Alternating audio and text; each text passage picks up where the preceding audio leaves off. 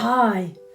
Now, Marie Antoinette was 15 when she crossed the border into France to marry the Dauphin. She was told immediately to get rid of her old Austrian clothes, which still looked rather Baroque looking, and put on the French fashions to impress her subjects. This immediately showed her the power of fashion. When she came to the throne, she was ridiculed and ostracised by jealous, well-established courtiers. She cleverly adopted the fashions of Louis XV's favourite mistress, who had been Madame Pompadour, to try and make her mark.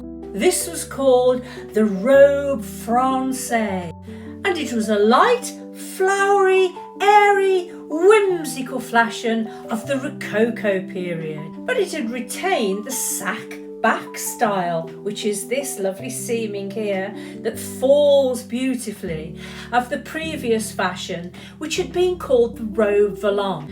She soon got fed up of the strict code of fashion at Versailles and got fed up of people telling her how to dress. So she employed her own dressmaker and designer, Marie-Jeanne Rose Bertin.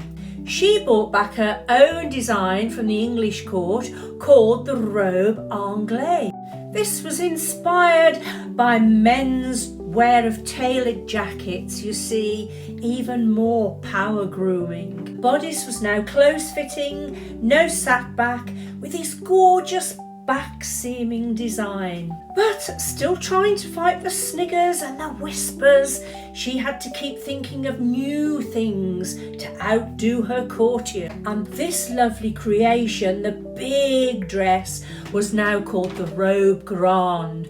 And like everything else in fashion throughout history, it started to get linked with your wealth and status, and the bigger and richer and wealthier you were, the bigger your dresses became. Next, look at this. The robe de cour was designed, or robe of the court, and now no one was allowed to have anything wider than Marie Antoinette.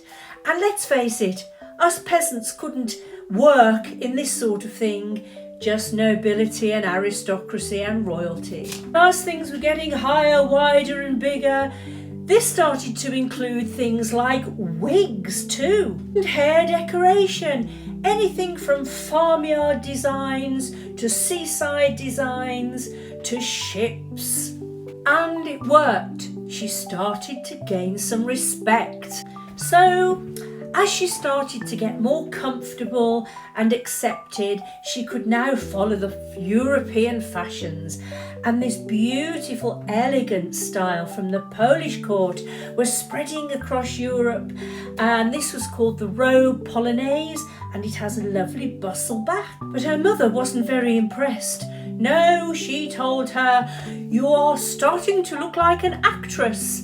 But she didn't care, because now Europe were following her fashion. Soon Eastern styles were becoming very popular, and this elaborate and highly fashionable gown eventually morphed into this lovely layered look called the robe à la Turque. Now, Marie had this lovely little estate on the grounds of Versailles called Le Petit Trianon, in which she liked to role play with her ladies and pretend she was part of the peasantry and that she was living a normal life some days. So an appropriate dress was designed for her for this, and this was called the chemise à la reine, or the reign of the chemise, because it basically just looked like a chemise without the top layer. This became scandalous, but it became massively popular all across Europe in all classes of people. However, unfortunately, her extravagant spending on fashion, partying, gambling, all led to her downfall. And this is what she was wearing to try and impress the people of the Republic, who now despised her, imprisoned her, and we all know how her end ended. But Marie Antoinette had had her day in expressing herself and making her mark with the power of fashion. Hope you've enjoyed another historical fashion story. If you have, do join me again next time. Bye!